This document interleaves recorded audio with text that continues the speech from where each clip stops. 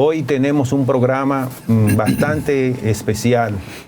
En la primera parte del mismo le vamos a rendir un homenaje a Víctor José Víctor, mejor conocido como Víctor Víctor, quien desafortunadamente desapareció de nosotros hace exactamente 3 años.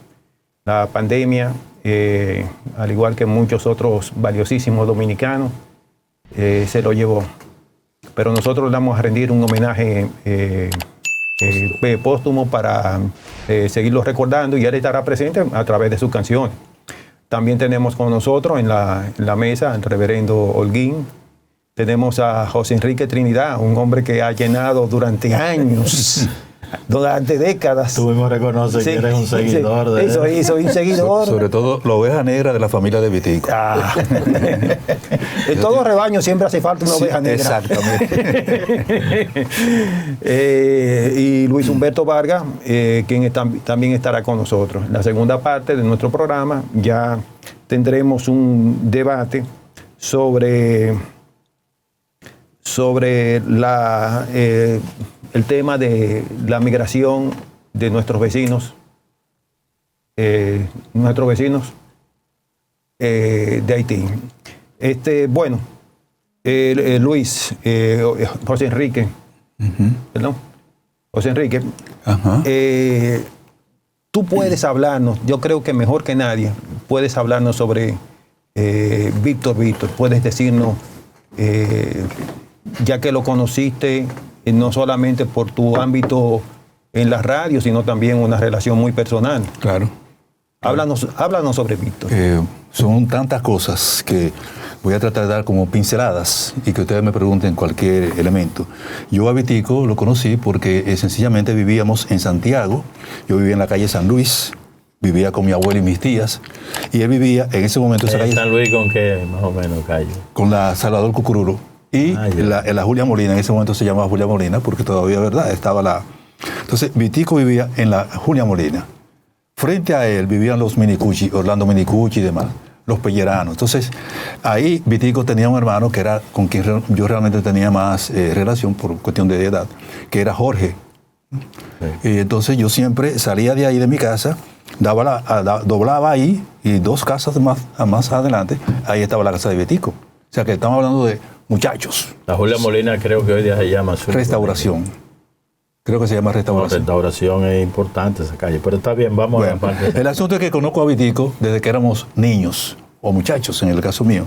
Y esa relación duró hasta que yo me fui de Santiago y vine a la capital. Y nos reencontramos y después en la Universidad Autónoma de Santo Domingo, estudiando los dos psicología. Entonces ahí comenzó una relación diferente por su vínculo político, que también era mío. Los 2 éramos miembros del Corecato, de los comités revolucionarios Camilo Torres, que es un elemento importante porque la gente vincula a Vitico solo con el arte, pero él tenía un compromiso total con todo. Entonces, por ahí es que va más o menos la relación mía con Vitico, y asumimos un compromiso donde la cultura, la música sobre todo, era parte fundamental. En ese caso también surgió una relación de amistad, por las mismas razones, con Sonia Silvestre.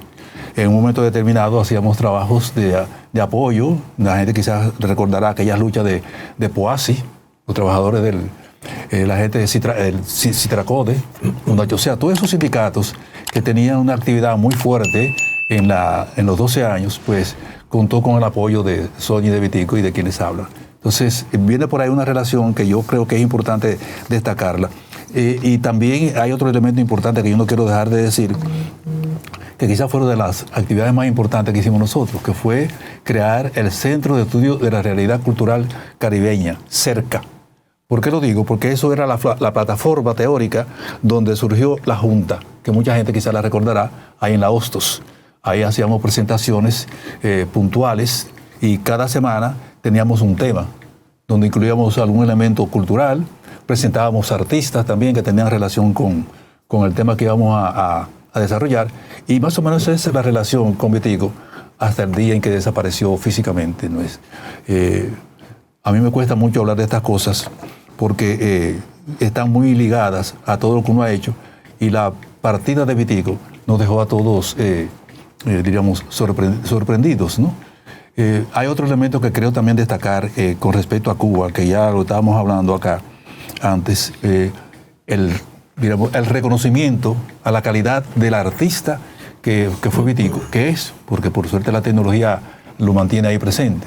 Y yo fui testigo y lo acompañé en el momento que él lo introdujeron a la bodeguita del medio, que todo el mundo sabe lo que es la bodeguita del medio, que ahí no va todo el mundo. Un ícono de La Habana. El artista es una ceremonia que se hace y viene cualquier cantidad de gente, ¿no? Y hay discursos, en fin. Es como introducirte a una especie de salón de la fama de la música de Cuba. Sí. Entonces Vitico está ahí. Creo que es un elemento que hay que tomarlo muy en cuenta en estos momentos que lo estamos recordando. Y también todo lo que significó Vitico en el transcurso de sus actividades aquí en el país. Aquellos programas con Freddy Ginebra, no sé, ustedes lo recuerdan, Canto y Cuento, y también con el maestro Solano, que le tiene una gran admiración por muchísimas razones, sobre todo artísticas. En fin, que Vitico dejó una impronta. Yo traje esto acá como una de las cosas que se me ocurrió, como una muestra, ¿no? Bachata entre amigos. Y ahí tú te das una idea. Fíjate cómo él dice, con canciones y con hechos, lo que él piensa realmente de la bachata. Aquí está desde Serrat, Fito Páez, Solano, Sabina, Silvio Rodríguez, Luis Díaz, José Antonio Rodríguez, Víctor Manuel. Pero Pedro Guerra, de quien él era muy amigo. ¿Quién es que cierra el siglo de estos? José Manuel Calderón. Es un elemento, un guiño a la bachata, diciendo realmente, reconociendo lo que fueron realmente cultores, porque yo veo cómo son las cosas del arte, ¿no? La bachata ha sido fruto de tantos debates, sin embargo era como el Perico Ripiao, era una música de los sitios más pobres, más, diríamos, más golpeados por la economía. Entonces el centro del hospedaje en Santiago es ahí que nace el Perico Ripiao. Y todo el mundo sabe, yo espero que sepa, ¿no?, lo que significa Perico Ripiao. Entonces, el reverendo aquí, hemos estado haciendo anécdotas de donde vienen algunas expresiones que vienen de una práctica en términos de que son relaciones de pareja de los niveles más bajos, ¿no?, que responden también a un problema cultural de educación. No lo hacían porque eran buenos o malos, sino que respondían a su realidad en términos. Entonces, todo esto tiene que ver, digo yo, con lo que la vida y el enfoque de Vitico, o sea, ese énfasis en la bachata. También hay ausencias que tienen también una explicación. Vitico hablaba con sus actos, con sus hechos en términos musicales. Y yo, incluso una anécdota, yo entro a la educación, y eso es parte también de lo que era Vitico como persona, porque me vi en el trabajo donde estaba en ese momento dado, en una situación que yo la rechazaba por completo. Él me llama, por cierto, me llama al Gran Musical, y le digo, mira, no, que estoy acá decepcionado, y que estoy buscando trabajo. Me dice, no te preocupes, yo te llamo en 10 minutos. A los 10 minutos Vitico me llama, me dice, ve el lunes a educación y háblate con Minerva. ¿Te recuerdas Minerva Vincent? La esposa de Rafael. Y así entro yo a educación. Fruto de Vitico, o sea, el amigo que en cualquier momento que yo lo llamaba, respondía. Pero no te respondía con palabras, sino con cosas concretas, muy comprometidas con lo que éramos nosotros. Yo digo todas estas cosas para que la gente sepa de por qué estamos acá. No es un asunto emocional, es alguien que impactó con una forma de ser que yo creo que hace falta en estos días, que es la sinceridad y la honestidad. Son elementos que hay que agregárselo a la personalidad de Vitico. Yo pienso que con estos elementos podríamos, no sé, responder cualquier pregunta. Quizás, hay temas que están muy ligados, yo diría, a la vida amorosa de miles de personas, y no creo que no exagero. Porque como tú hablas del camino de los amantes, que la gente terminó llamándole la casita, porque ahí él la menciona, ¿no? O Mesita de Noche, son temas que se hicieron realmente muy populares y que impactaron a miles de personas. Bien, tenemos un video en donde están la familia de Víctor, que queremos pasar para dejar la expresión de ellos, los cuales no pudieron estar aquí con nosotros, pero enviaron este manifiesto para que nosotros podamos escucharlo. Edgar, si lo tenemos, o cuando lo tengas me avisa porque estamos... Mucho al programa Geoeconomía, Su Mundo, a Huicho, a José Enrique, por este homenaje tan bonito que le están realizando a nuestro padre y esposo. Ustedes siempre han sido amigos entrañables de Vitico y de verdad que gracias por siempre recordarlo con tanto cariño y admiración. Nosotros siempre nos vamos a quedar con esas ocurrencias, esas enseñanzas de Víctor, de mi papá, y que nos dejó con tanto cariño también, y también por ser siempre un ejemplo de lucha por todas las causas importantes de nuestro país. Gracias nuevamente, un saludo a todos. Bien. Yo estoy viendo Sobeida, eso es un elemento importante, ojalá que se capte. Yo recuerdo que yo fui testigo en la boda de Sobeida y Vitico. Clase media, culta, ¿no? Hablando en dominicano, gente que, ¿verdad? Blanquito, como le decíamos nosotros, sí. Y el único negrito que resaltaba era yo. Yo recuerdo que el padre Darío, que fue, ¿tú te acuerdas, Darío? Me dijo, cuando yo estoy firmando, me dice, ¿y qué tú haces aquí? Digo, firmando, tú no me ves. Pero el que conoce a Vitico sabe, o sea, él hizo énfasis para que yo estuviera ahí. Y yo eso lo tomo como un elemento que era la forma de decir de Vitico, de muchas cosas, ¿no? De decir claramente cuál era su posición, lo que él pensaba, sin hacer quizás grandes exposiciones teóricas, sino con hechos. O sea, mi amigo, no importa que sea, no importa, está ahí en un momento tan importante. Yo creo que Sobeida es una persona extraordinaria que acompañó a Vitico en todo momento. Yo tuve la suerte de estar en muchos momentos y ser testigo de ello. Viene de una familia también de una gran, diríamos, coherencia en todo lo que es la forma de ser de nuestra gente en Santiago. Y para mí nada, es una especie de privilegio estar recordando a Vitico aquí hoy. Bueno, Luis. Solo con esa riqueza de recuerdos que tiene nuestro querido y apreciado amigo José Enrique Trinidad, yo quisiera resaltar un puntico de carácter histórico, de dónde viene Víctor, ese compromiso que no solamente lo asumió desde el punto de vista de respaldo de las mejores causas del país hasta el punto de militar como revolucionario, sino también el plano artístico, porque hay una mezcla, no solamente el cantautor, sino el hombre comprometido con que haya una sociedad lo más posible justa, lo más posible igualitaria, y de ahí se entiende este respaldo que hubo de la Revolución Cubana, sin dejar de señalar posiciones críticas, porque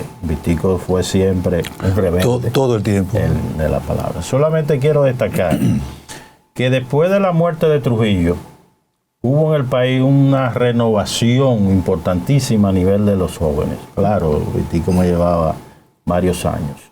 Y en Santiago hubo un germen sumamente importante de que ese movimiento se fue consolidando. Hubo, por supuesto, una serie de sacerdotes y de monjas, incluyendo hasta obispos. Así es.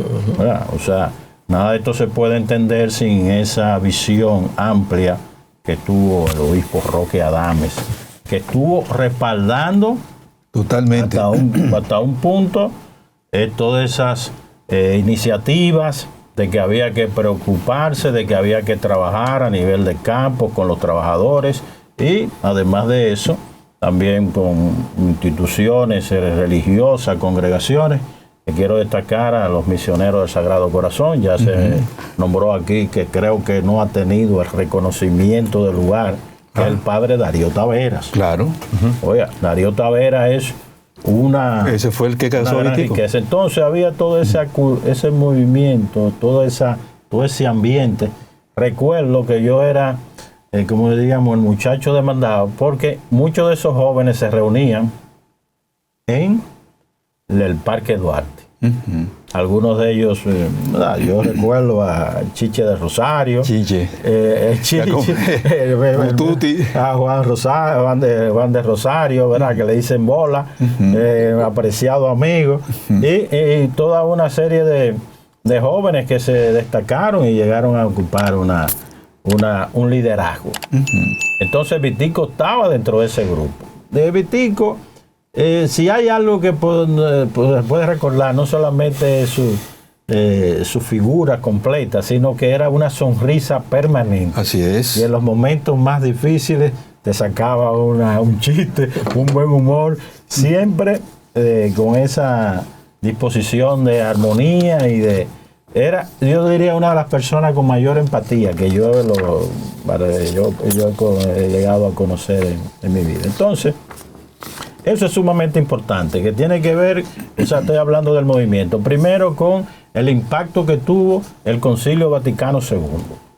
Eso fue, miren, eso fue un parteaguas. Y ahí se comenzó. Entonces, porque no solamente era planteamiento a nivel de seminario, sino que se pasó a determinadas acciones. Luego tenemos el enorme impacto de Medellín, de que fue en 1968. Eso todavía no se ha señalado. Y lamentablemente había una coincidencia de trabajo en común entre sacerdotes, monjas, laicos, jóvenes, en gran medida eran jóvenes, y todos los sucesos y acontecimientos políticos de importancia, de una manera u otra, este grupo estaba vinculado. Entonces Vitico juega un papel importante en eso.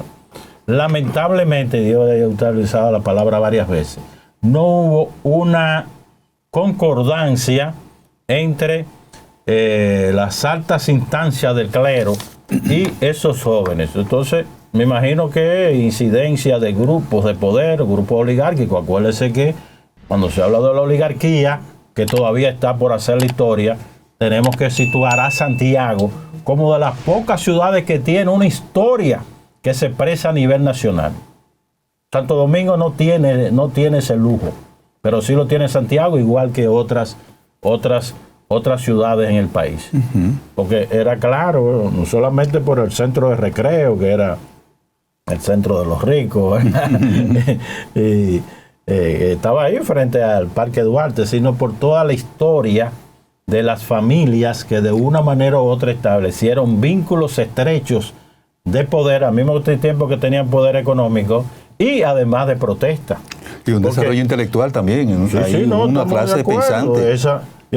Por ejemplo, que vivió en Santiago, sabe que todos estos altos funcionarios de Trujillo vivían ahí cerca, alrededor de donde estaba la licorera Bermúdez, y de gente que de una manera... Por ahí andaba un tal Negro Veras, joven, tirando panfletos. Entonces, solamente quería destacar de que Vitico no surge de la nada, fue un ambiente cultural que en gran medida parió un sinnúmero de jóvenes que han jugado de una manera u otra un cierto rol. Así es. Acuérdate que además de las iglesias. A él lo echaron porque Vitico, creo que no llegó a terminarlo, psicología. Vitico era psicólogo, o sea. No, primero lo echaron, de la Ucamaima. Luego lo echaron de la Pedro Enrique Ureña Universidad. O sea que. Y terminó en la UAS. Rebelde. Bueno. Continuando con el desarrollo del programa, queremos informar que el compañero Luis Guzmán no se encuentra con nosotros en el día de hoy porque está en un compromiso, en un seminario de ciudades saludables. Queremos darle la palabra al reverendo Holguín para que él nos exprese su parecer sobre este tema que estamos hablando. Sí, yo creo que las personas como Víctor o Vitico, hay que reconocerlas por su compromiso social, sobre todo a través del canto. Y eso nos recuerda y nos enseña a nosotros, los que estamos de paso todavía, que tenemos que tener pendiente personalmente, cómo quiero que me recuerden. ¿Cómo quiero que me recuerden? Hay que dejar huellas positivas. Hay que procurar estar siempre dispuesto a algo positivo, nunca negativo, Por eso Víctor será bien recordado, no solamente en este tiempo, sino en las generaciones futuras, para la historia. Bien. Yo no quiero aprovechar, porque estas son sus palabras. Es fundamental recordar que creo que fue la última que hizo producción Vitico en Son de Felicidad, que lo hizo con Francis Santana. Y eso es parte de lo que era la forma de ser de nuestro grupo. Nueva Forma, Convite, en fin. Lo que hacíamos radio, en el que comenzaba Sonia. La alegría. Partida de un concepto de Julius Fusik. ¿Te recuerdas aquel militante checo que murió? Que le decía, he vivido por la alegría. Por la alegría he ido al combate y por la alegría muero. Que nunca la tristeza sea unida a mi nombre.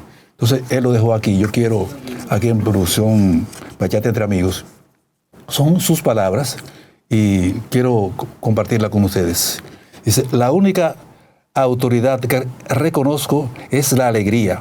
Sobre todo cuando en libre albedrío abrazo mi guitarra y con papel y tinta al frente testifico, escribo y canto lo que me ahoga, o bien porque me regocija, o bien porque me duele. De esta manera, ante todos o ante nadie, me solidarizo con el pasaje de gente por más que agreste, por más agreste que fuere. Dice, en esa intermitente reacción han transcurrido 35 años de repetidas insubordinaciones musicales, las que me han permitido encontrar grandes cómplices, los colegas que transitan por mi corazón, desarropado de toda inocencia rítmica, desde que descubrí esperanzas en cada canción que descubría. Oigan bien, él dice los pepines.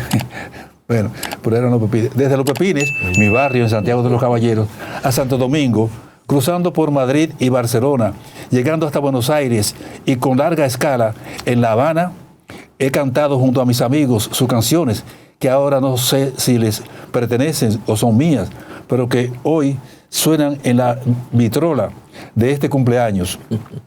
Gracias a Teddy por estar a mi lado, a Carlos Azar por su apoyo, a Juan Francisco, ese es Ordóñez, eso es verdad, a Juan Francisco por sus guitarras, a Rosa León y Tommy García por siempre estar ahí, y a Luis Francisco por creer en sus autores. Y muchas gracias a mis maestros y amigos, Rafael Solano, José Manuel Calderón, oigan a quién le pone como Manuel Jiménez, José Antonio Rodríguez, Luis Díaz, Pablo Milanés, Silvio Rodríguez, Vicente Feliu, Carlos Varela, Joan Manuel Serrat, Víctor Manuel, Joaquín Sabina, Pedro Guerra y Fito Páez. Gracias también a todos los que siempre nos escuchan. Víctor. Yo creo que eso lo define a él como Está claro. Bueno, el artista que fue. bueno, tenemos en la línea a Celedonio Jiménez, profesor de la Universidad Autónoma de Santo Domingo. Sí. Ya lo tenemos, Edgar. Sí. Lo pasemos al aire, por favor. Al aire. Hablo con él. Sí. Buenos días. Buenos días, Celedonio. Un placer. Buenos días. Un honor y un privilegio tenerte en el aire en este programa especial. Muy buenos días. Buenos días, Cele. Buenos días. Muchas gracias. Sí, me parece un gesto muy hermoso que ustedes hayan tenido en cuenta los 3 años del fallecimiento de una figura tan querida nacionalmente, una figura de tan múltiples dimensiones, como ser humano, como artista, como militante revolucionario. Yo creo que es sumamente justo que tengamos en cuenta siempre, y más en esta ocasión que se cumplen 3 años del fallecimiento de nuestro Víctor, el tipo de personas que fue, que siempre hay que recordarlo.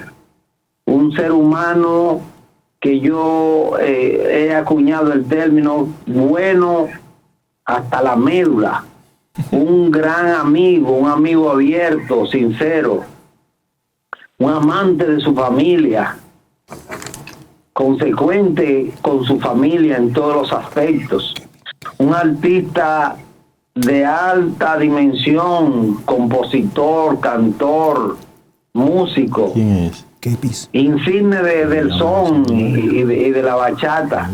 Y también un gran militante revolucionario que usaba su voz, su música para expresar su rechazo a los males sociales y elevar la memoria de nuestros grandes héroes. Es decir, que es una figura que yo creo muy justo que la tengamos presente, no solo ahora en ocasión de sus 3 años de fallecimiento, sino permanentemente. Yo creo que hay que celebrar siempre su memoria, la memoria del gran Víctor. Luis, ¿tienen algún comentario? Sí, solamente una precisión. El fallecimiento se produjo el 16 de julio de 2020. Es decir, que hoy se hace este homenaje hoy sábado porque es precisamente que tenemos la fecha oportunidad de este programa Mejor Economía. Y su fecha de nacimiento fue el 11 de diciembre de 1948. Solamente como anotación histórica. Y gracias a Celedonio por esas palabras, porque retratan realmente a ese Vitico que tuvimos la suerte de tratar nosotros de cerca. Tendría 75 Es lo menos que podemos hacer de una figura tan querida. Así es. No solo por sus amigos, sino yo diría nacionalmente. Bueno. Internacionalmente, también, por sus estrechas relaciones, sobre todo de amistad con la intelectualidad y la capa artística de Cuba y también de Europa, en España, en Chile. Las canciones de Vitico llegaron a los primeros lugares de popularidad en Chile. Muchas gracias, Celedonio. Famoso su CD sobre Entre Amigos, muy conocido con grandes cantautores internacionales. Sí, claro que sí. Así es.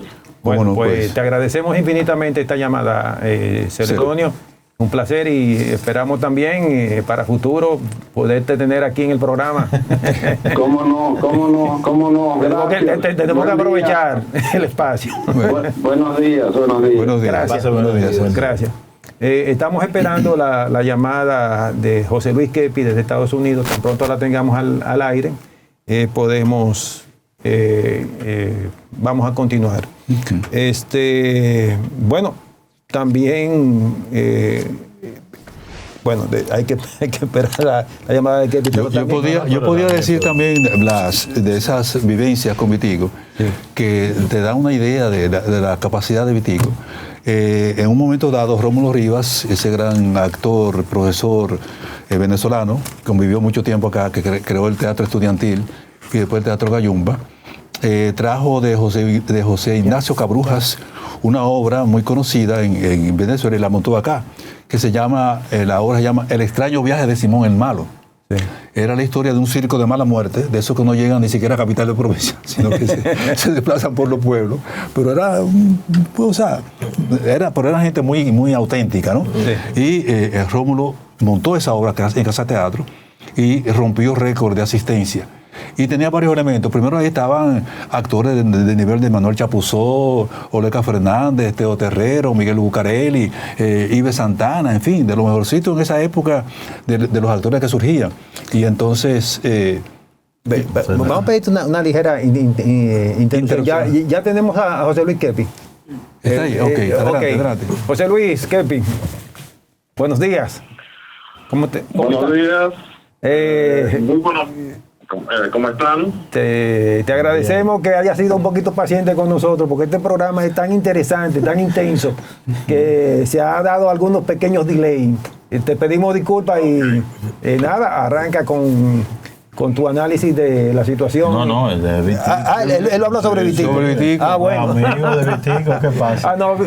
Escúchame, José Luis, te escuchamos. Bueno, qué decir del amigo, del compañero, del hermano, con el cual disfrutamos aquí su solidaridad, el compromiso con los mejores y más caros deseos por lograr una sociedad justa, democrática en nuestro país.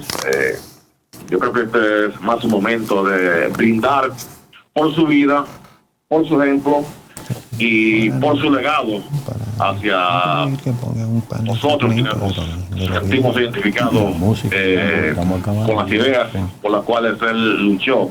O sea, en ese sentido, brindamos por él, por su vida, y aplaudimos el legado que él nos dejó a cada uno de nosotros, el cual pretendemos con nuestro trabajo diario, nuestra cotidianidad, reproducir en aras de lograr una patria más digna para cada uno de los dominicanos. Y con esto, luego de esta pequeño homenaje, empezamos nuestro análisis. No vamos a dejarlo para después. En una noticia... Luis. Sí, yo creo que te agradecemos sobremanera, José Luis, pero como ya tenemos problemas de tiempo, te lo dejamos para el próximo sábado. Y seguro que lo que nos va a manifestar hoy tendrá suma importancia que lo exprese en el siguiente programa. Y te agradecemos. No hay problema. Te agradecemos. Un saludo a cada uno de ustedes y homenaje a nuestro amigo. Un aplauso por su legado y por todo lo que nos dejó. Gracias. Okay. Muchas gracias. Gracias, José Luis. Bueno, hasta luego. Ok. Bueno, ¿qué les parece si escuchamos algo de la música de Víctor Víctor? Porque antes yo quiero terminar mi anécdota. Porque es importante. Señores, el humor en Vitico era extraordinario. Esa obra se monta en casa de teatro, rompe récord de asistencia y de permanencia. Y era la historia de ese circo de mala muerte. Como todos los circos siempre tenían un músico o payaso y demás, el circo tenía no un payaso sino un combo que se llamaba el combo caos. ¿Por qué combo caos? Porque podía hacer cualquier cosa en cualquier momento. Entonces el combo caos estaba formado por Sonia Silvestre, Víctor y quien les habla. Y entonces llegamos, imagínate, tres figuras que físicamente somos imperdibles. Imagínate, en esa época todavía yo tenía, ¿verdad? Pero teníamos toda la cara cubierta, una parte azul y otra blanca. Entonces, la idea era que nadie supiera quiénes éramos, de incógnitos. Y en el momento más dramático, surgíamos con un son o con una canción. Yo recuerdo que tuve la oportunidad de cantar, porque afinaba, con Sonia y Vitico, Yolanda. Es un momento que no tenía nada que ver con lo que estaba pasando ahí. ¿Y cómo se cantaba? ¿Y cómo lo cantaban? Cantábamos a capela. No, pero suéltelo. Bueno. No puede ser más que una canción. Esto no puede ser no más que... Entonces no tenía nada que ver con lo que estaba pasando. Pero el nombre del combo te lo decía todo, decía Combo Caos. O sea, éramos un caos. Un caos que nadie sabía en qué momento íbamos y a veces nos quedábamos callados. Y entonces eso era parte de la vivencia, eso arrastraba a cantidad de gente. Rompimos con la asistencia, con la presentación de esa obra, con la dirección de Rómulo Rivas, que no quería dejar de mencionarlo en este momento. Qué bueno, qué bueno. Queremos agradecer infinitamente a todas las personas que han participado en este gran encuentro de recordación a Víctor, a la familia, a José Enrique Trinidad, a Celedonio, a José Luis Kepi. Y me falta alguien, al reverendo Holguín, pero el reverendo Holguín sigue con nosotros. Señores, muchísimas gracias. Esto ha sido bastante emotivo para nosotros. Poder recordar a Víctor y nada. Saludo a Sobe. Nos vemos el miércoles ahí en ese homenaje que le van a hacer en la Cámara de Diputados a Vitico.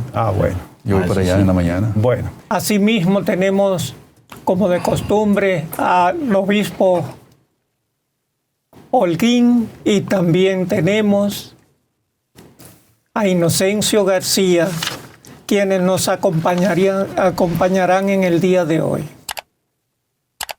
Adelante.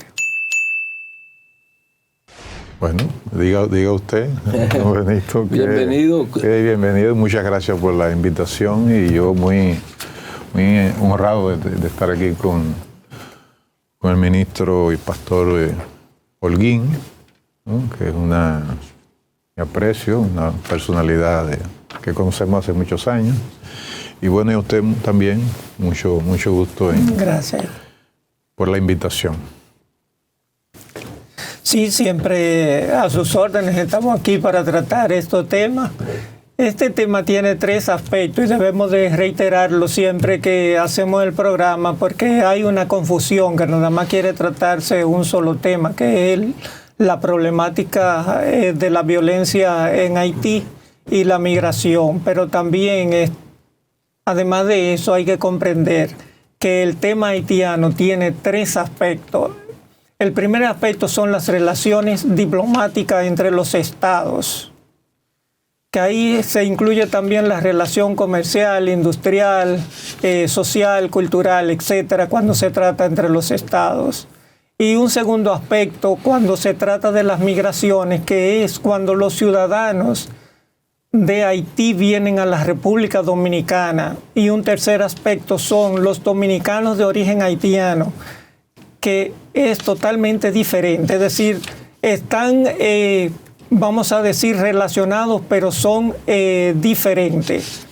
Y hoy vamos a tratar un tema específico que se trata de la discriminación, racismo, principalmente con los grandes atletas de origen haitiano en la República Dominicana, que son dominicanos y que han ganado medalla de oro y que han puesto nuestro país muy en alto en esos grandes complejos deportivos internacionales. Sí, yo creo que es un tema que debe llamar la atención y que qué bueno que lo vamos a tratar en esta ocasión. Debemos recordar que las migraciones haitianas, de personas de origen haitiano hacia la República Dominicana, tuvo su fuerte, hablando del siglo pasado, con la ocupación norteamericana, cuando se comenzó a traer a personas para trabajar. Haití, por supuesto, estaba también ocupado por los norteamericanos, y había esa propaganda que decía que en Haití hay mano de obra barata y en República Dominicana hay tierra barata y fértil. Entonces, a través de ese movimiento de traer, se siguió, luego de la salida de los norteamericanos, con convenios entre los estados tanto de Haití y República Dominicana para traer braceros a trabajar en la República Dominicana. Y eso provocó o produjo que muchos se quedaran, crearan sus familias. Pero mucho antes que esto, nosotros tenemos que reconocer grandes dominicanos que tienen su ascendencia haitiana. Porque es innegable que en el caso, por ejemplo, de Luperón, Gregorio Luperón, como lo es también el propio Ulises Heró, para solo mencionar de esa época pasada, de la época de la restauración de la República, y pasando entonces por este tiempo en que nosotros tenemos una cosecha, por decir así, de jóvenes atletas que tienen su ascendencia desde de parientes haitianos, que realmente no quita, porque ¿qué tiene de malo que una persona, habiendo nacido aquí, tenga un padre que venga de otro país? Ya sea de Haití, o ya sea del Líbano, o ya sea de España, o ya sea de Italia, donde sea, porque hay muchos que son así, que vienen de allí. Inclusive hemos tenido hasta presidentes de la República que son de ascendencia, para poner, de las últimas migraciones de un siglo hacia acá, árabes, de ascendencia árabe. Entonces nadie se preocupa por eso. No tenemos por qué aplicarle un rechazo a la persona, o tratarla como extranjero y convertirnos entonces en xenófobos. Y no solamente eso, sino que Trujillo, que fue el que más atacó a los haitianos, también tenía origen haitiano.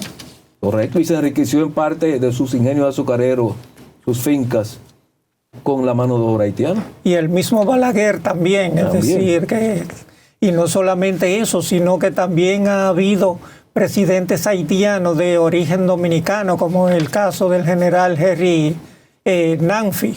Uh-huh. Sí, también García Preval. Yo entendí una vez, y lo entendí bien, que me lo dijo personalmente cuando era presidente electo de Haití, que su madre era de origen dominicano. Exactamente. Entonces, eso va y viene. Sí, yo creo que es, quizás sería bueno que aprovechemos y precisemos los conceptos de racismo, de prejuicio racial, de discriminación, Correcto. de grupo étnico, ¿no? Y bueno, en cuanto al concepto racismo, estamos hablando de que los autores identifican dos grandes periodos, ¿no? Inclusive el concepto de racismo vino a estar y ser concebido en la Real Academia Española de la Lengua apenas en 1932, ¿no? Hay, por ejemplo, lo que los autores llaman el proto-racismo, que nace, señalan ellos, con la entrada de la modernidad. Y esa entrada de la modernidad tiene que ver con el descubrimiento de América. Y tiene que ver con el descubrimiento de América porque ahí es que empieza la expansión económica mundial, ¿no? Y esa expansión económica mundial, lógicamente, que provocó el contacto entre culturas, ¿no? Y ese contacto entre culturas no inició en lo que luego, posteriormente, ya en el siglo XX, finales del siglo XIX, pero especialmente en el siglo XX, los especialistas dividen entre el proto-racismo, que fue lo que se produjo durante el descubrimiento de América con los contactos entre los europeos, fundamentalmente España, y Inglaterra, Francia, Holanda, que entran en contacto con africanos y con los indígenas, ¿no? Y entonces se le llama proto-racismo porque todavía no había una elaboración, ¿no?, doctrinal del concepto racismo, sino que, repito, cuando ya hablamos de racismo científico, estamos hablando de la era moderna. Y entonces, bueno, hay lo que ellos llaman, por ejemplo, yo diría dos entradas. Una histórica que tiene que ver ya en la época moderna, es decir, racismo se atribuye a la época moderna, ¿no? Entonces, hay una primera entrada, que es la histórica, que tiene que ver con la asimilación doctrinal e ideológica, que es cuando empiezan a elaborarse teorías sobre diferenciación racial. Y, por ejemplo, Hannah Arendt, que en su libro sobre el totalitarismo, nacimiento del totalitarismo, toma los tres casos, ¿no? El caso de Francia, Alemania e Inglaterra. En el caso, por ejemplo, de Francia, señala Hannah Arendt en su libro sobre el nacimiento del totalitarismo. Estamos hablando, Hannah Arendt está hablando del siglo XIX, siglo XVIII, siglo XIX, cuando en el caso de Francia ya señala que la monarquía identificaba la caída de la monarquía con la caída de Francia, ¿no? Entonces, en el caso de Alemania, identifica, por un lado, dos corrientes: romanticismo, que señalaba la nobleza como natural, ¿no? No existía otra cosa, sino era la nobleza como un ente natural. Y por el otro lado, los nacionalistas, que señalaban que bueno, había una identidad, una raza superior, que era la correspondiente a la raza aria. Y en el caso de Inglaterra, entonces, la diferenciación empezó entre nobleza y esa pequeña burguesía emergente que se identificaba más con los portadores del conocimiento, ¿no?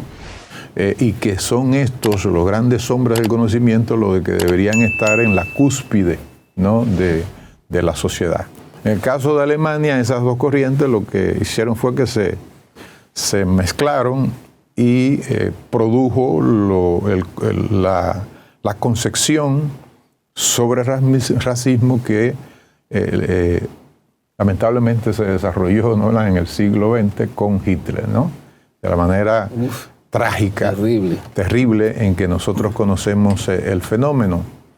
Yo creo que para nosotros poder entender el caso insular,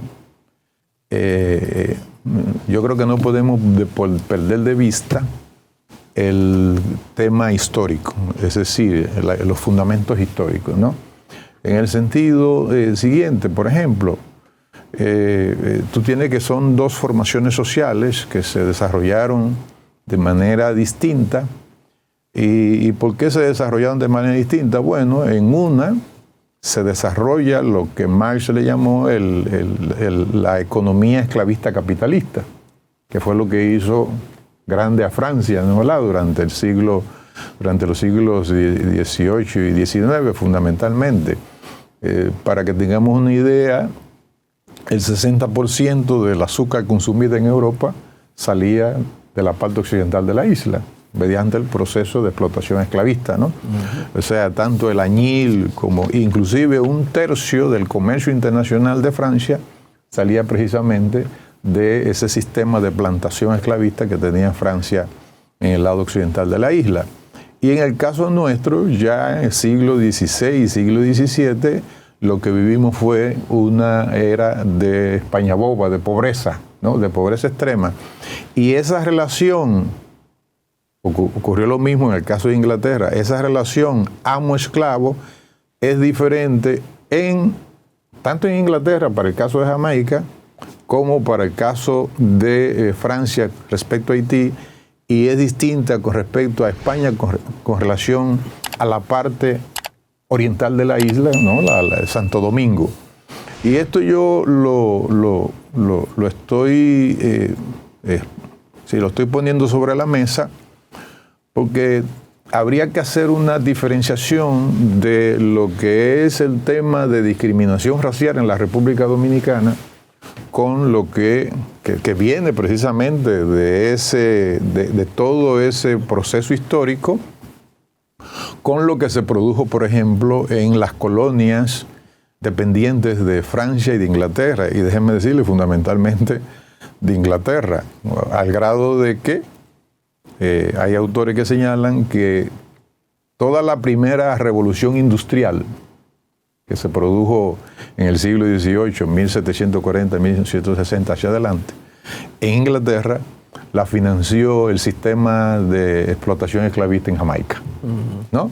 Es decir, que eso hay que ponerlo sobre la mesa. No ocurrió lo mismo de este lado y, por ejemplo, la doctora Celsa Albert Batista en este libro precisamente hace esa diferenciación histórica que yo estoy señalando, donde por esa pobreza, amo y esclavo, ¿no?, tuvieron que compartir pobreza, ¿no? Establecer vínculos. Entonces, dada esa inintencionalidad histórica, en el caso de la isla, de la parte de la española de Santo Domingo, dada esa, porque nadie se propuso eso, a la República Dominicana se le conoce como la democracia racial de América. Sí, para aprovechar ese momento, es interesante cómo hay esa diferencia entre la explotación del esclavo en la parte occidental. En parte de Francia, en donde el promedio de vida de un esclavo podía ser 7, 9 años, porque eran sometidos a una explotación como si fueran animales. Sí, mientras que en la parte oriental había ese vínculo y tratar de preservar lo más que se pudiera. Claro. Y la familiaridad y la misma mezcla que se produce en ese sentido. Exactamente. De los, vamos a decir, las uniones que crearon descendientes. Sí, por ejemplo, miren estos gráficos de pasteles, ¿no? Esos gráficos de pasteles del libro de Africanía en República Dominicana de la doctora Celsa Albert Batista, ¿no? Es aquí, estamos hablando que siglo XV hasta 1492, ¿no? Miren los indígenas, completa, ¿no? Sí, todo.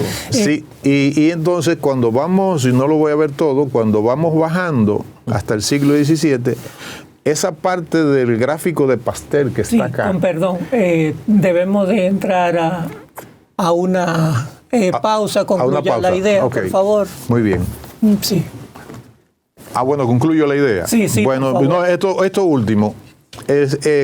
Como vemos ya aquí, estamos hablando del siglo XIX y siglo XX.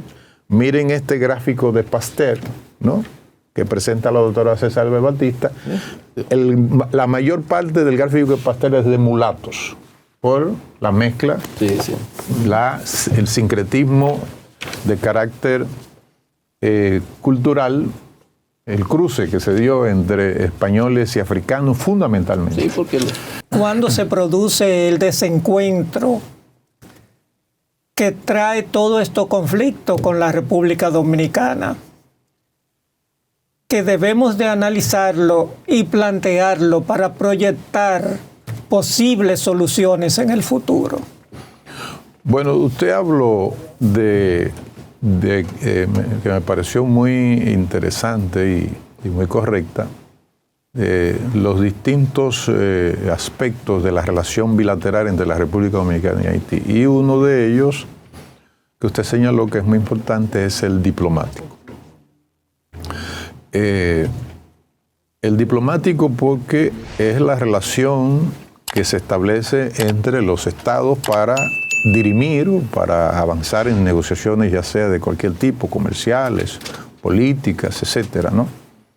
Y en el caso, por ejemplo, de Haití, la República Dominicana, un aspecto nodal de esas relaciones bilaterales lo fue, para hablarlo en términos más contemporáneos, el Tratado de Delimitación Fronteriza de enero de 1929, y luego las 5 cuestiones no resueltas que se resolvieron en 1936, que necesariamente no se resolvieron en 1936, sino que se fue resolviendo en 1949 finalmente, 47-49. 1947, 1949 vino a resolverse ya de manera definitiva. Vuelvo y me reitero a la historia. Es decir, aquí lo dicen todos los historiadores, lo dice César Álvarez Batista aquí. ¿Cuál es la singularidad histórica de la independencia dominicana, que no lo hizo de la potencia colonialista España, sino que lo hizo de su vecino Haití, ¿no? Entonces, en la región no hay un hecho histórico de esa naturaleza. Es decir, que Venezuela se haya liberado de Colombia o que Ecuador se haya liberado de Perú. Bueno, originalmente, con la independencia efímera de Núñez de Cáceres, se produjo, aunque incorporada a la Gran Colombia, como pretendía, Colombia, pero sí, era una forma también de tener una protección. Exactamente. Originalmente es la primera independencia. Es la primera independencia. Entonces, la razón por la cual Haití decide ocupar aquí, para preservar sus propios intereses, para evitar que algo pasara, quién sabe. Ellos tendrán sus argumentos, pero vinieron, nos ocuparon por un periodo no muy largo. Entonces se produce la independencia de los trinitarios encabezados por Duarte. Así es. Hasta que otra vez, con Pedro Santana, se pierde la independencia. Volvemos a España. Entonces viene la independencia, la restauración, la independencia de España. Así es. Fíjense cómo la República Dominicana ha vivido 3 independencias. Eso es histórico también. Eso es histórico. Sí, claro. Por ejemplo, vos señalas en Composición Social Dominicana que la denominada independencia efímera de Núñez de Cáceres, que dice bueno, ahora se me olvida el autor, pero es una calle central aquí en el Distrito Nacional, Gustavo Adolfo Mejía Rical, en una de sus obras históricas señala de que ese fue un verdadero Estado, el de Núñez de Cáceres, porque tenía delimitación fronteriza, que era Aranjuez de 1777, se llama Gustavo Adolfo Mejía Riccal. Pero yéndonos al caso más actual, más contemporáneo, es el hecho de que debemos de tomar en cuenta que el hecho singular histórico de que la República Dominicana no se independiza de una potencia, sino que se independiza de su vecino, que en este caso es Haití. Y lógicamente que eso produce tensiones de carácter geopolítico, porque ¿por qué Haití interviene? Quizá le hubiese pasado al lado oriental si hubiese tenido las condiciones demográficas, militares de Haití en ese momento y hubiese sido lo contrario en Haití. Hubiese ocurrido quizás lo mismo. Le aplicamos el concepto ya más contemporáneo de la geopolítica, es decir, ese paso que dieron los líderes haitianos a la independencia de querer ocupar la parte oriental de la isla tenía toda un enfoque geopolítico. ¿Qué quiere decir el enfoque geopolítico? Bueno, si de aquel lado tengo, mi geografía me limita y yo tengo a potencias con las cuales he luchado para derrotarla y tengo entonces de aquel lado un dominio de esas mismas potencias, lógicamente que yo tengo que hacer todo el esfuerzo de tener el control de la totalidad del territorio. Esa es la causa de esa intervención. Y don Juan señala, además, por otra parte, que la independencia efímera y su fracaso le dio la oportunidad a Boyer precisamente para buscar tierras para sus generales, que también Boyer tenían una presión de sus generales para producir tierra. Y entonces, este libro, este es el Código Rural de Haití de 1826, que precisamente yo planteo una hipótesis que quizás se confirma con los hechos, y es que Haití produjo una revolución en tiempo y espacio y a la vez una contrarrevolución. ¿Por qué se produce esa contrarrevolución? Porque tanto Boyer copia casi a la letra el código esclavista de la administración esclava en Jamaica, ¿no?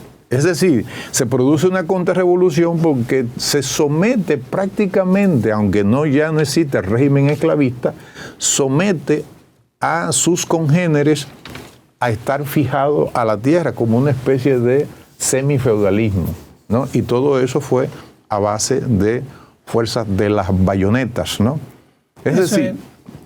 Sí, eso es así. Sin embargo, con respecto a la independencia dominicana, yo tengo una posición no distinta, pero diferenciada. ¿En qué sentido? Yo entiendo que no ha habido tres independencias en la República Dominicana, que lo que ha habido es un proceso independiente con tres aspectos diferentes. Totalmente de la acuerdo. Independencia efímera, así es, la separación de Haití y la restauración de la independencia. Porque así es que se debe de llamarse ese aspecto histórico que hemos tenido. La restauración de la República. Exacto, la restauración de la independencia dominicana. Así es. Entonces tendríamos una sola independencia con tres aspectos diferenciados porque todo es un proceso. Tres etapas diferenciadas. Tres etapas. Correcto, sí, yo comparto plenamente. Pero todavía sigue siendo único, ¿no? En nuestro... Sí, sigue siendo único, es decir, pero estoy totalmente de acuerdo, es decir, es una sola independencia con tres acontecimientos históricos de consolidación. De consolidación y lógicamente que la restauración afirma esa independencia dominicana, ¿no? Que se obtuvo mediante, es decir, por ejemplo, vos dice en La Guerra de la Restauración en su libro que eran hombres inclusive hasta sin pantalones y descalzos, solo con un camisón y machetes, ¿no? ¿Y quiénes eran? Y eran pues, precisamente lo que Bosch luego le llama, ya después que viene del exilio, los hijos de Machepa. Ajá, ¿y cuáles son los hijos de Machepa? ¿Y no eran también dominicanos de origen haitiano o haitianos que estaban solidarizados con los dominicanos, como ocurrió con la independencia nacional? Sí, pero no hagamos depender la independencia nacional de los haitianos. Eran dominicanos criollos, negros criollos dominicanos que venían desde los siglos XVII hacia adelante. Ya el mismo Hugo Tolentino Dit señala que ya para 1605 y para 1606, cuando se produjeron las despoblaciones en la zona occidental, en la parte occidental de la isla, las devastaciones de Osorio, Hugo Tolentino señala que dice ya había una emergencia de lo criollo. Entonces yo lo que quiero enfatizar es, no hagamos depender, ¿no? Claro está que hubo de Jeffrard, el presidente Jeffrard, hubo una solidaridad, pero déjenme decirle, ese apoyo de Jeffrard, porque no es un tema de corazón, es un tema de carácter de Estado, político y geopolítico, dice, bueno, tengo que darle el apoyo al vecino, porque el vecino está luchando contra una potencia colonialista y yo lo que hice en el siglo XIX tengo que repetirlo, en el siglo XIX, tengo que hacerlo más adelante ahora en este siglo XIX también, que es darle el apoyo para que los vecinos dominicanos cumplan con con tener una independencia segura. Entonces yo lo que digo es, sí ha habido solidaridad, pero yo no soy partidario de que hagamos depender, porque hay una corriente historiográfica dominicana que hace depender la independencia nacional siempre de que los vecinos haitianos que sí han colaborado, ahí está Jacques Renaud, en 1965, el poeta, es decir, no estamos obviando ni rechazando ese apoyo, no, de ninguna manera, todo lo contrario, pero yo creo que cuando analicemos los hechos históricos, hay que ver cuál es la composición étnica de la República Dominicana. César Albert Batista habla acá muy claramente, tiene todo un inventario de esa criollización. Y repito que ya para 1605, 1606, el doctor Hugo Tolentino Dit, en una de sus obras, señala que ya existía el criollo nacional. Si no hubiese existido el criollo, es decir, el dominicano, el que luego íbamos a conocer como dominicano por el segundo viaje que vinieron los dominicos, ¿no? En el segundo viaje de Colón, bueno, pues hubiera un solo país. Solamente. Es decir, no teníamos Estado, pero ya era una nación. ¿Cómo se define la nación? Es la comunidad de costumbres, tradiciones y de cultura unificada. Sí. Pero ahí sí hay algo positivo de todo este proceso que se vivió en el siglo XIX.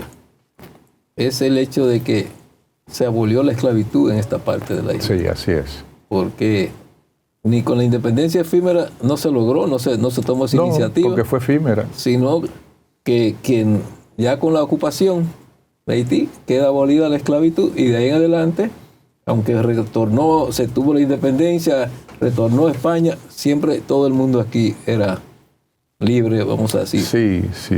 Inocencio, mira, en la actualidad aquí han habido dos situaciones que marcan la problemática, que es el racismo en contra de esos atletas de gran rendimiento, como son Marilady Paulino, también Zacarías Boniat y otros, es decir, que son medallistas y que realmente han puesto en alto el nombre de la República Dominicana, porque ellos son dominicanos, es decir, independientemente de su origen nacional. Incluso nosotros tenemos hasta atletas de origen chino, Sí, sí. Y de otras Y nacionalidades. de otras Sí, nacionalidades sí. que también Que han han traído ganado muchas medallas aquí. muchas Sí, medallas sí, en la sí. República Dominicana. Sí. Y el hecho de la prohibición de la marcha o de la manifestación de los haitianos por la paz de su país. A mí viene a la memoria que nosotros tenemos, oiga bien, tenemos una oficina de la Junta Central Electoral que se llama OCLE en Estados Unidos y en Europa, que nosotros organizamos nuestras elecciones allá. Pero no solamente eso, que nosotros hacemos manifestaciones políticas, reuniones políticas y de toda naturaleza, incluso para recaudar fondos en el extranjero. Entonces, y concomitantemente nosotros prohibimos esa marcha. En muchísimos países del mundo se dio esa marcha de solidaridad con Haití, es decir, no era en contra de los países, 69 países donde se iba a manifestar, era en contra de la situación de Haití, que es totalmente diferente. En Es favor decir, de la paz positiva de Haití. en otras Sí. palabras, si es una marcha en contra del gobierno dominicano y en contra de los empresarios dominicanos, es otra cosa. ¿Tú me entiendes? Sí, sí. Entonces eso claramente hay que diferenciarlo. Y esa es una de las razones, y la voy a subrayar, una de las razones principales por la que la comunidad internacional ve con sospecha cualquier planteamiento de la República Dominicana, porque nosotros queremos derechos en otras partes y negamos derechos en la República Dominicana. Eso es sumamente Sí, importante. yo mire, lo primero es que yo creo que desde acá, desde este diálogo, nosotros debemos enviar un mensaje al pueblo dominicano, a la sociedad dominicana. Precisamente nosotros dijimos hace un momento que este ha sido, en términos históricos, la democracia racial de América. En consecuencia, nosotros no debemos albergar ningún tipo de manifestación de odio, ¿no? Pues eso no puede ser parte de lo que promovamos en los medios de comunicación. Yo no creo que eso sea una manifestación del pueblo dominicano. Ahí estamos de acuerdo. Sino que, porque aquí inclusive no hay discriminación institucional. Se pueden, como en todos los países, se pueden manifestar situaciones de discriminación parcial, de grupos, etcétera, pero nosotros tenemos, que eso es lo bueno del país, no hay una discriminación institucional porque no hay doctrina, ¿no?, de discriminación institucionalmente establecida en la República Dominicana, como sí lo hay. Entonces el llamado es a no discriminar a ningún atleta por el apellido que tenga, si está ya contribuyendo a poner en alto los valores de la República Dominicana. Yo creo que ese es el llamado para nosotros también enfocar ese fenómeno de manera adecuada. Hay que decir, como lo dije anteriormente, ese no es una manifestación sistémica del pueblo dominicano. El pueblo dominicano no se caracteriza por ello, porque si no, por la cantidad de inmigrantes que tenemos acá, por el colapso del Estado haitiano, entonces si tuviésemos si fuese una discriminación sistémica del pueblo dominicano como elemento cultural, entonces no pudieran vivir los haitianos en la República Dominicana, y lo están haciendo. Eso por un lado. Por el otro lado, bueno, es que yo creo que si bien es cierto que nosotros hacemos manifestaciones en otros países, el tema es que el artículo 1 de la Constitución, en su artículo 25, ordinal 1, prohíbe la manifestación de extranjeros en la República Dominicana, no solo de haitianos, ¿no? Váyanse al artículo 25, ordinal 1, y hay expresamente una prohibición de manifestaciones a extranjeros, ¿no? Y más si están, bueno, pues no se sabe, ahí puedan estar ciudadanos haitianos que tengan su documento en regla, pero usted puede estar seguro que la mayor parte de esos manifestantes no están en regla en la República Dominicana. Entonces, o respetamos la Constitución y las leyes, ¿no? Algunas veces decimos que hay que respetar las leyes y la Constitución, y otras leyes queremos, y otros momentos queremos adecuarla. Bueno, si hay una prohibición constitucional, yo creo que eso no es discutible, ¿no? Si respetamos lo que dice la Constitución Nacional. El hecho es que nosotros querríamos, yo que tuve 2 años en la Embajada Dominicana en Haití y conozco ese país, tengo amigos haitianos, yo particularmente querría que personalidades honorables que están en la política en Haití y que están en los movimientos sociales se pudiesen poner de acuerdo precisamente para resolver esta crisis institucional y constitucional que está viviendo Haití, y que esa comunidad internacional que usted señaló le permita a los haitianos organizar su país, porque efectivamente hay una responsabilidad, los haitianos tienen una responsabilidad en lo que está ocurriendo, pero hay una mayor responsabilidad de eso que llamamos comunidad internacional, que es incorrectamente se le debe llamar comunidad internacional, porque no es ninguna comunidad, sino que es una sociedad internacional, que cada uno tiene sus intereses, ¿no? Sí, eso es verdad. Pero... Entonces, a esa comunidad que le permita a Haití que arrime el hombro y le permita a los haitianos organizar su país, que le permita a los haitianos también dotar, porque ese es otro problema que tenemos. La República Dominicana, cuando se nos acusa, yo le digo porque yo fui embajador encargado de la División de Relaciones con Haití en la Cancillería 2004-2007 también. Le decía, bueno, pero ¿por qué no ayudan para organizar el registro civil en Haití? Porque uno de los graves problemas de, vamos a decirle, negación de derechos que tienen los haitianos de la República Dominicana, ¿sabe cuánto cuesta un pasaporte en Haití? 8,000 pesos.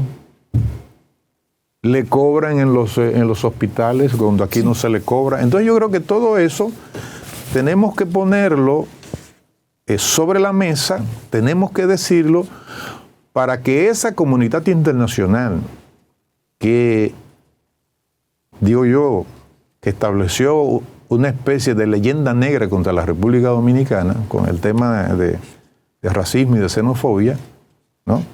Como si nosotros tuviésemos eso de manera doctrinal, institucional y estructural. Bueno, toda esa acusación, cuando la República Dominicana, no hay un país, óiganlo bien, no hay un país más solidario en el mundo. Estando yo en el programa de Naciones Unidas en los momentos del terremoto, en reuniones, yo era viceministro de Cooperación Internacional en ese momento, los que estaban ahí en esas reuniones del PNUD se engranojaban con la solidaridad dominicana, ¿no? Yo creo que eso es lo que tenemos que destacar. Y hay que recordar a Sonia Marmolejos, la dominicana, que amamantó como a Rómulo y a Remo por la loba, que amamantó a niños haitianos. Por Dios. Todo eso hay que ponerlo de relieve, de la dominicanidad y del buen corazón de los dominicanos, porque déjenme decirle, a mí nadie me puede hablar de eso. En esa comunidad internacional, ya ha abandonado Haití, no quiere arrimar el hombro para ayudar a los haitianos a salir de ese derrama tan espantoso que es que la familia haitiana, ya debemos de ir concluyendo, que la familia haitiana esté en una situación de espanto. Sí, vamos a cederle la palabra Me disculpan. No hay problema, no hay problema. Estamos totalmente Sí, de acuerdo. yo creo que el tema es fascinante. Evidentemente que pudo haberse usado un lenguaje, una forma más diplomática, diría yo, para suspender, y si se tenía conocimiento con mucha anticipación de que había ese plan, no debió publicar la prohibición un día antes fue un poco fuerte. Sí. Fue el manejo real. El manejo. Sí, yo no quisiera dejar pasar el tema también de los atletas de ascendencia haitiana, pero que son dominicanos y que han puesto en alto el nombre de la República Dominicana, y que nosotros debemos seguir reconociendo de manera positiva, animándoles para que sigan adelante. Aquí hay muchos atletas, militares, policías que son de ascendencia haitiana y que sirven a este país porque es su patria, con amor, con dedicación, y cuando van a una competencia de atletismo y ganan una medalla, qué bien y qué orgulloso de levantar la bandera dominicana, porque lograron ese triunfo para la República Dominicana. Así es. Muchas gracias por este gran programa que hemos tenido hoy.